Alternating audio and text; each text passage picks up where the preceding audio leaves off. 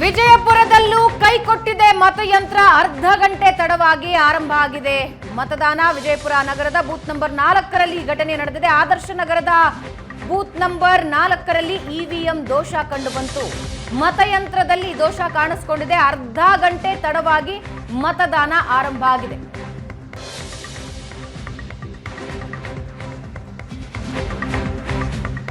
ವಿಜಯಪುರದಲ್ಲೂ ಕೂಡ ಮತಯಂತ್ರ ಕೈಕೊಟ್ಟಿದೆ. ಅರ್ಧ ಗಂಟೆ ತಡವಾಗಿ ವೋಟಿಂಗ್ ಶುರುವಾಯಿತು. ದೃಶ್ಯದಲ್ಲಿ ನಾವು ನೋಡ್ತಾ ಇದ್ದೀವಿ. ಬೆಳಿಗ್ಗೆನೆ ಸಾಕಷ್ಟು ಸಂಖ್ಯೆಯಲ್ಲಿ ಜನ ಬಂದಿದ್ದಾರೆ, ಸರತಿ ಸಾಲಿನಲ್ಲಿ ನಿಂತಿದ್ದಾರೆ. ಆ ಸಂದರ್ಭದಲ್ಲಿ ಮತಯಂತ್ರ ಕೈಕೊಟ್ಟಿದೆ. ಈಗ ಮತದಾನ ಪ್ರಕ್ರಿಯೆ ಆರಂಭಗೊಂಡಿದೆ ಅನ್ನುವಂತಹ ಮಾಹಿತಿ ಸಿಗ್ತಾ ಇರುವಂಥದ್ದು. ವಿಜಯಪುರ, ಬಾಗಲಕೋಟೆ, ಕಾರವಾರ ಬಹಳಷ್ಟು ಕಡೆಗಳಲ್ಲಿ ಮತಯಂತ್ರ ಸಮಸ್ಯೆ ಉಂಟಾಗಿದೆ.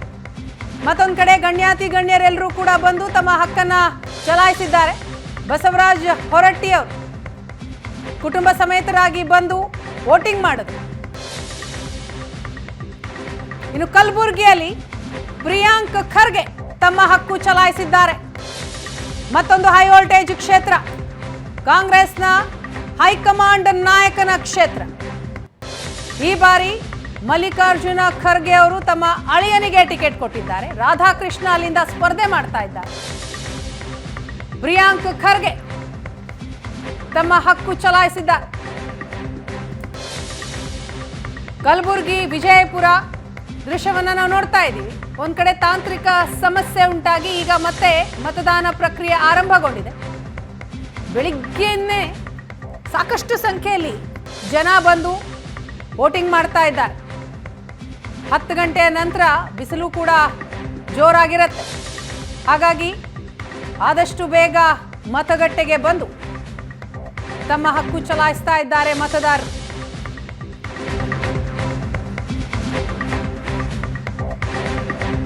ಮತದಾನದ ನಡುವೆ ವಿಜಯಪುರ ಜಿಲ್ಲೆಯಲ್ಲಿ ಚುನಾವಣಾ ಬಹಿಷ್ಕಾರ. ಚಡಚಣ ತಾಲೂಕಿನ ದಸೂರು ಗ್ರಾಮಸ್ಥರು ಚುನಾವಣೆ ಬಹಿಷ್ಕರಿಸಿದ್ದಾರೆ.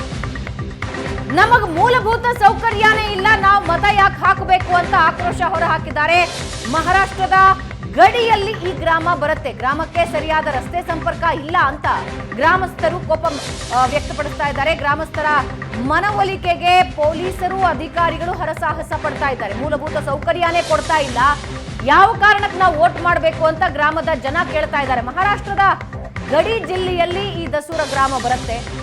ರಸ್ತೆ ಸಂಪರ್ಕ ಸರಿಯಾಗಿಲ್ಲ, ಬೇರೆ ವ್ಯವಸ್ಥೆಗಳಿಲ್ಲ. ಹಾಗಾಗಿ ನಾವು ಮತದಾನ ಬಹಿಷ್ಕರಿಸ್ತೀವಿ ಅಂತಿದ್ದಾರೆ. ಅವರನ್ನ ಮನವೊಲಿಸುವ ಪ್ರಯತ್ನನ ಚುನಾವಣಾ ಅಧಿಕಾರಿಗಳು, ಪೊಲೀಸರು ನಡೆಸ್ತಾ ಇರೋದನ್ನ ನೀವು ನೋಡ್ತಾ ಇದ್ದೀರಾ.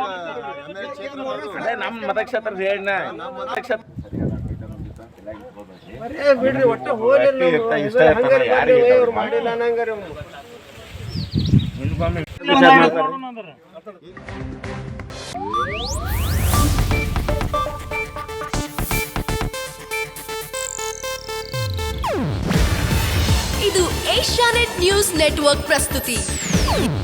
ನೀವು ನೋಡ್ತಿದ್ದೀರಾ ಏಷ್ಯಾನೆಟ್ ಸುವರ್ಣ ನ್ಯೂಸ್.